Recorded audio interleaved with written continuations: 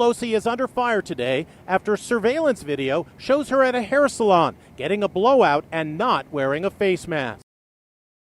Good morning, good afternoon, or good evening, depending on when you are tuning in. My name is Jonathan Torres Herrera, and you are watching or listening to the JTH show.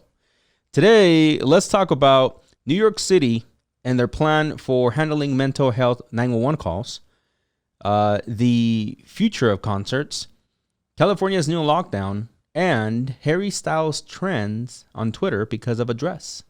All right, let's get into it. But first, roll the intro.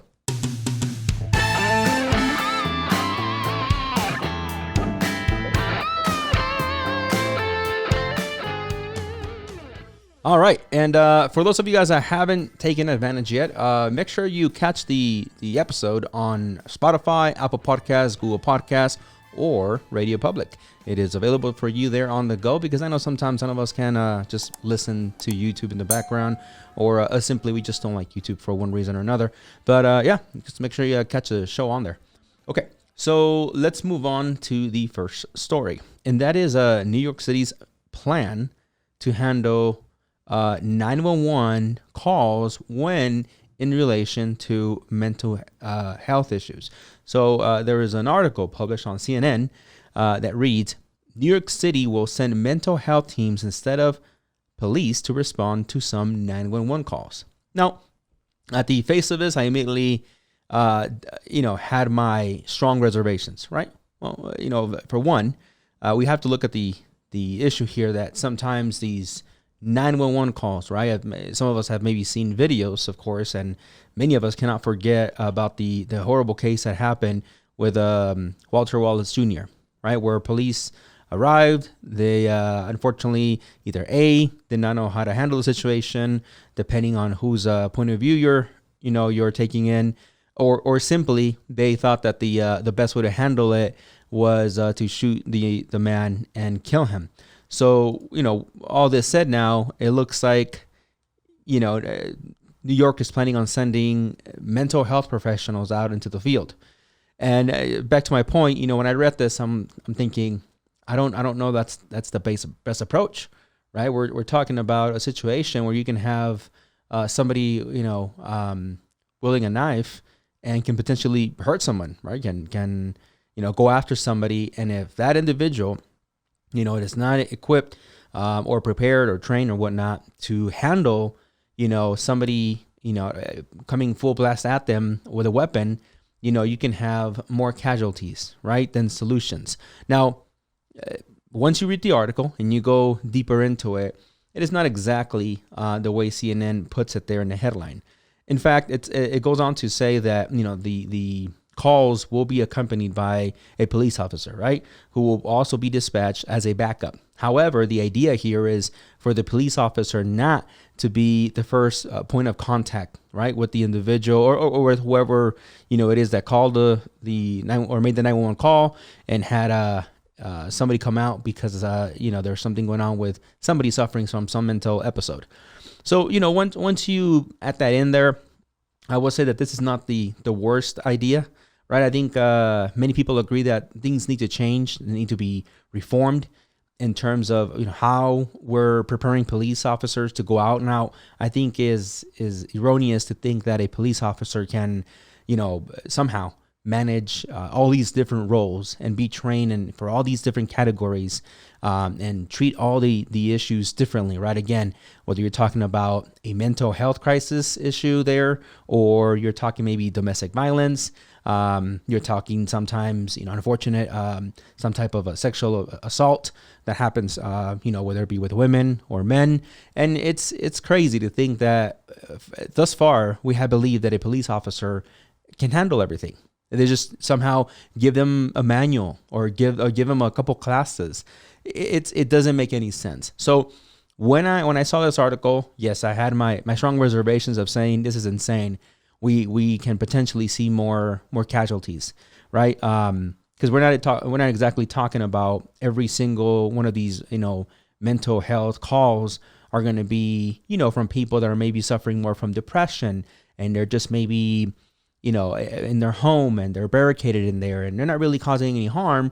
They just refuse to come out. No, sometimes it could be someone that is, schizophrenic and is maybe running after someone else, thinking that, they want to hurt them and in return, they want to defend themselves. And again, it can get into a really nasty situation. So, once I read that a police officer, the plans is for a police officer or police officers to be dispatched alongside, I actually think this is a great beta test, because that's really what this is. It's still very much going to be something they're going to try out and see if it works. So, I think if this ends up working, I think there will be more cities that will follow suit, that will see New York and say, hey, sounds like an excellent plan.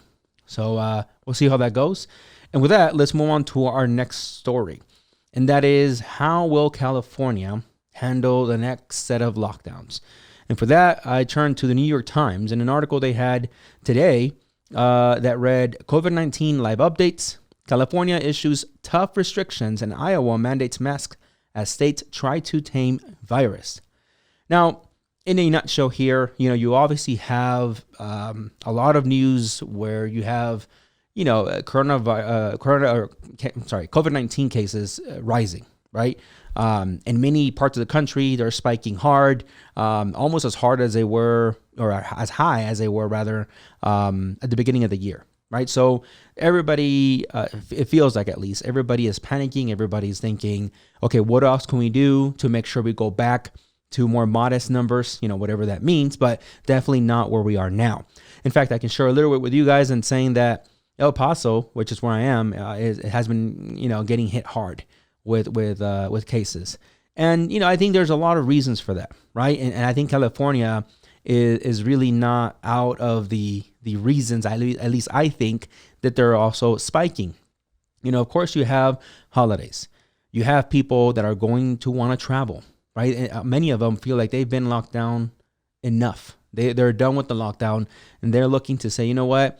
I'm going to have to figure something out, maybe take those risks and go visit family. And it's understandable. I'm not going to say that I think it's the worst idea.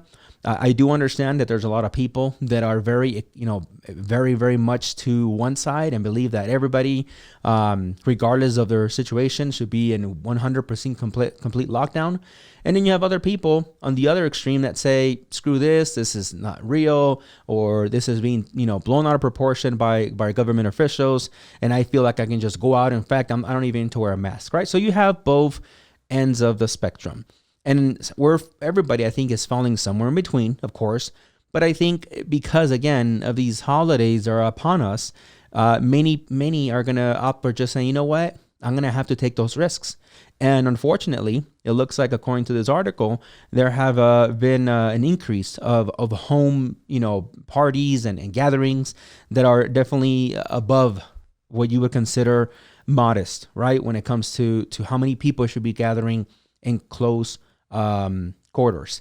Now, the funny thing that I saw here is that you have the governor himself of California, who had to come out and apologize because apparently he was spotted at a gathering. Now, allegedly, this gathering took place outside, but the article here reads, Mr. Newsom apologized on Monday, saying that he should have turned around and left when he realized there were more guests at the party than he expected.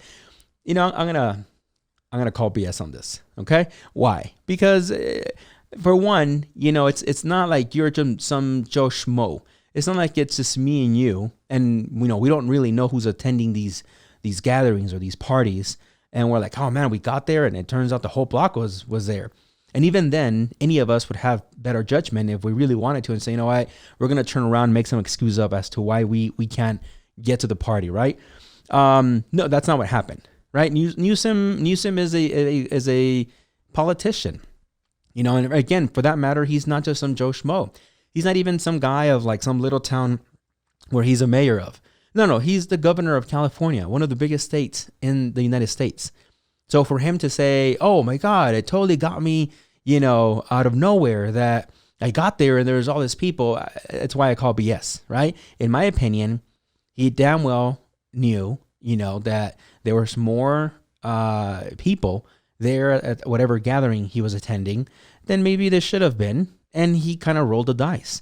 And he's like, you know what? I'm going to come out tomorrow and just make a statement that I apologize. And quite frankly, I think that's what it is for many of these politicians. Very quickly, I'll mention, people that have insisted that they are allowed to go into a hair salon and then are filmed, right, later on because they're being prima donnas, right? And then they get really upset, and you're like, JT, who are you talking about? Well, none other than Newsom's aunt. The name, for some reason, I can't believe escapes me right now. But, Nancy Pelosi. There we go. Nancy Pelosi, right? Excuse me. Yeah, she is Newsom's aunt. And she is a lady that is seen on tape, attending, a session for a hair salon when she was herself saying, nothing is important right now, including your haircuts. So these politicians, they'll go back and forth on what they allegedly believe and the restrictions they want. Here's the key thing to remember. It's the restrictions they want for you. You as an individual, that you mean nothing, right? Again, in comparison to what they feel is their level, right? You're just some Joe Schmo. No, you're not allowed to go to get your hair done or anything like that. But Nancy Pelosi is. And by the way, if you're wondering, wait, was it something maybe like outside she got her hair done? No, of course not. She's Nancy Pelosi, right? She's like this rich politician. No, she was all up in the shop. If you go out and Google the video, you can find it. Nancy Pelosi is under fire today after surveillance video shows her at a hair salon getting a blowout and not wearing a face mask. The optics don't look good. There needs to be a whole lot of explanation. It's terrible. Nancy Pelosi is a hypocrite. The most powerful woman in America can be seen with wet hair inside a salon in San Francisco. Problem is, under California COVID-19 regulations, clients cannot be serviced indoors. Right. Later on, she came out really upset because it wasn't the lady that did her hair, which was renting the chair at the salon. It was actually the salon owner, right? That kind of outed her and say, look at this hypocrite, right? And again, people can come to the defense of Pelosi and say, well, yeah, but there wasn't that many people at the salon. Again, you have to realize that, or at least, for a moment, try to understand that even if you idolize either Pelosi or in this case, Newsom, these are individuals that are coming out regularly on camera saying, please stay home, don't be selfish, blah, blah, blah, blah, blah, guilt tripping you into doing whatever it is that they want you to do. But, in private, they're doing the complete opposite, right? And only when they get called out for it do they come out with a statement saying, oh, golly, I should have been smarter about this. It's ridiculous. But to continue here real quick with what he plans to do, it's a lot of what he's done already, right? Which is, making sure people are not gathering, closing out anything that requires indoor activities, including restaurants, gyms. Again, a lot of what we have seen already. Now, the funny thing is that I found that they're contemplating, they're discussing a possible curfew. Now, that part was interesting. And I will say that if there is data to support that, that doing curfews, whatever they might end up being, whether you can be out or you're not encouraged to be out, or if you're out, past a certain time, you will be ticketed or something. If there's data to support that helps in curbing, right, COVID, I'm going to say that I'm all for it, right? Now, I don't hold this data. I don't know if it exists out there, so I don't plan to talk out of my ass. So with that said, I will say that if there is no data, and they don't know really if implementing these curfews, which very likely will upset a lot of people to the point where they're going to just violate the curfew just because, they're upset, then I don't know that this is the best approach, right? Because when it comes to taking away and being more restrictive with people, it often, or more often than not, it pisses people off to the point where, again, in my opinion, they break whatever rule or regulation is out just because they're pissed off. Specifically, in my opinion, in the United States. Because I am a big believer that while not every single human being in the United States is an entitled prick, many people are. An overwhelming amount of people are. Right? You have so many of these so-called influencers, which, yes, if you haven't, caught on to my my drift here, I do have a big problem with influencers. What if you haven't heard, many of them were throwing parties all throughout this year, right? Where they were gathering in numbers of 50 to 100 individuals in single houses, just to throw their influence power party, excuse me. And it's just ridiculous, right? And again, what happened to them? Well, really nothing. I mean, what? I mean, I didn't hear anything beyond allegedly some influencer getting their water shut off or something like that. But other than that, it's people with money. And unfortunately, in the United States, some of us may not like it, but money equals to power. So, that's where I'll leave that with COVID. It doesn't sound like it's anything further than what, a lot of us have already seen with their restrictions and stuff like that. And with that, let's move on to the next story. And that is one that's a bit more on the lighthearted side, and that is the possible future of concerts, of shows. We found an article on the rollingstone.com that is about the Flaming Lips, who showcase a space bubble concert for their new Assassin of Youth video. So it's very, very interesting. Let's roll that clip real quick.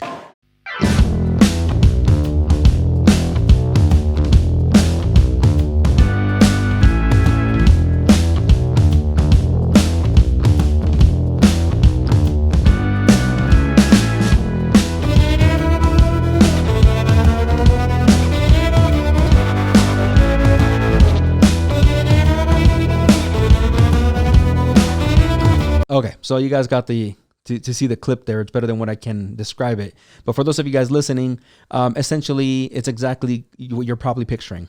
Everybody at the concert, including the artists, were in these bubbles, these transparent bubbles. It's very, very interesting. It's like that Jake Gyllenhaal movie. I don't remember what the name was, but it's one of those things that you maybe say it out loud, and you're like, maybe we can have everybody in their own bubble. And I think we've been saying things like that, right, for years. We can have them live in their own bubble, and maybe we'll be safer. And then someone is like, all right, hold my beer. And they're like, let's go see if we can do it. And apparently, it worked. Now, whether zero COVID, you can kind of say casualties from that, I don't know. Nothing has come out of that. I would imagine it would be very hard because, again, everybody is literally in their bubble. So it's very interesting to see if that perhaps could be an alternative, right, to not having concerts at all. Now, it's definitely a better alternative than what allegedly, there are some rumors, right, that you have places like Ticketmaster trying to do. And that is to have essentially you prove, I don't know if it's shot records or a medical history or something of that nature. And again, this is allegedly, there's a lot of rumors and even some confusion as to what they mean by showing that you are COVID-free, right? But the idea is that you would buy tickets and then somehow demonstrate that, you're not transmitting COVID because you have COVID, or that you are just period COVID free, right? It's very definitely not the best alternative. I mean, I'd rather do a bubble. I don't attend concerts often. In fact, never. I think I've attended a few concerts in my lifetime. And I will say that if I were to attend a concert, I think I'll opt for the bubble than to giving more of my information, right, out to a place like Ticketmaster, right? I'm sorry, attending a concert, no matter who is the artist, does not warrant for me to be like, okay, here's more of my private information. I could be pretty open about putting, these Alexa things in my home and the cameras in my home. I can be open to that, right? But once you start, asking me to turn over my medical records, possibly, right? Just to attend, I don't know, any concert of any artist you can think of. At least in my world, not worth it. No, thank you, right? I'll buy the CD, I'll buy the album elsewhere, In fact, I'll just wait a couple decades until we start having one of those virtual concerts like the Tupac one, at home, and I'll just watch it that way. Thank you. So, the bubble thing was definitely an interesting story. I got a laugh out of that. Okay, and let's move on to our final story, and that is why Harry Styles was trending. Now, if you don't know who Harry Styles is, he is, he's an artist, he's a singer. He comes out of a group of One Direction. A few years ago, they had a few hits, and recently, he's been showing up to different events before this Vogue thing, which I'm going to say, I don't even know why this was trending. It looks like primarily because he was critiqued. But when I went to dig in and, about Harry Styles and what he was doing, why did Vogue magazine decide to do this shoot with him where he was wearing dresses? I'm like, wait, hold on. This is the same guy that has showed up to different events with, what you normally would say is women attire, right? So why is this trending? Like, why is it relevant? Okay. Then we got into of course, because there's for one side, there's always going to be the opposite, right? We got into finding that Candace Owens, made the whole thing trend. This probably, to be honest with you, probably would have just passed, unnoticed for the most part. Or at least not trend to where it was earlier in the day. It was like number 1, number 2 on Twitter. So we go to Candace Owens' remarks, right? And she says, there is no society that can survive without strong men. The East knows this, and in the West, the steady feminization of our men at the same time that Marxism is being taught to our children is not a coincidence. It is an outright attack. Now, that alone, before I go on to what else happened, I'm like, hold on, Candace, hold on. As much as there's been like a couple things that I'm like, oh, okay, she's trying to make a good point. This one, I'm like, what? What are you saying? Hold on. So first of all, you haven't lived through every society to proclaim that every society, right? Or at least saying no society can survive without strong men. And that strong men is very broad. What is strong men, Candace? Are we talking about, I don't know, clans like, let's see here, I don't know, clans of the 18, 16, 1400s, where men used to beat women, it was actually something that was just in their culture, or used to, kill it, beat each other to death. With different tools, and there was like blood everywhere and everything you've seen in, probably in throughout history books. Or are we talking about like maybe more specific, like Vikings, which again, Vikings used to throw their children when they were deformed, right? Much like an example, the Spartans, and women had no say in that. In fact, if they ever spoke up, they were either also punished, or some of them were even thrown in with the children, right? And killed. So what are you talking about, strong men? Can you be more descriptive? I know Twitter doesn't let you be beyond so many characters, but to make such a statement, you would think you want to back that up. Now the East knows this. The East knows this. Now we're talking about the United States East, or are we talking about like Middle East, which is often also criticized for their handle of women for marrying, children essentially to grown men. So what do you mean by the East knows this? Okay, let's continue on, right? Dissecting her tweet. The steady feminization of men at the same time that Marxism. Now, I'm not even going to get into Marxism because it's just such a controversial topic, and I can go on for hours with that because there are some things that I agree with that. But let's focus on the first term there, feminization. Okay, so I don't feel that anybody is feminizing me. I don't feel feminine. Right. I also don't feel, I don't know, that I am the epitome of what maybe she feels is a strong man. But I don't feel that the society, at least again, I'm a member of the United States society, and nobody's feminizing me. If I don't know, wash my face and scrub it with a scrub, am I feminine? If I don't have oil in my hands every day from being a grease monkey and working with tools, does that mean I'm a feminine? If I do my hair, am I a feminine? I mean, it doesn't make any sense, right? When she makes statements like that. Now, to make matters, in my opinion, even worse, you had the likes of Ben Shapiro, right? Also, like I've said before, a very conservative commentary. So Ben Shapiro adds and says, this is perfectly obvious, right? In response to her, anyone who pretends that this is not a referendum of masculinity for men to don fluffy dresses is treating you as a full-on idiot. Again, very dramatic, right? I consistently have replied back to people that like to dramatize their statements, right? For the purpose of shock value, for you to just kind of like, hinge on their words and be like, I wonder, and you're there pondering if maybe there's something more, deep with the statement, more meaningful. There is not. Most of these individuals that love to tweet or post things on Facebook or Instagram, or hell, you know what, any of the social media platforms, they do it for shock value, right? They sit there and they think of what are the best words to use that are going to either A, make them sound real smart, or B, go along with their followers initially, kind of fell in love with them in the first place, right? So when it comes to these two individuals, well, for one, we got to understand that both of them are very much on the right? They're conservatives. And, it's okay, right? Now, here's where I would say to their defense, right? Because you know me, I'm very much in the middle of many things, right? I don't like tribalism. I don't like for anybody to include me in the left or the right and make me part of their clan. I don't like that crap. Which, now to come think of it, maybe that's what Candace Owens means when it's like strong man. I don't know. It's weird, huh? But anyways, my point here, right? Now that I've kind of ripped them in a little bit, I will say that when it comes to what they're maybe trying to communicate is that, hey, they don't want things to change, right? They don't want to see men in dresses.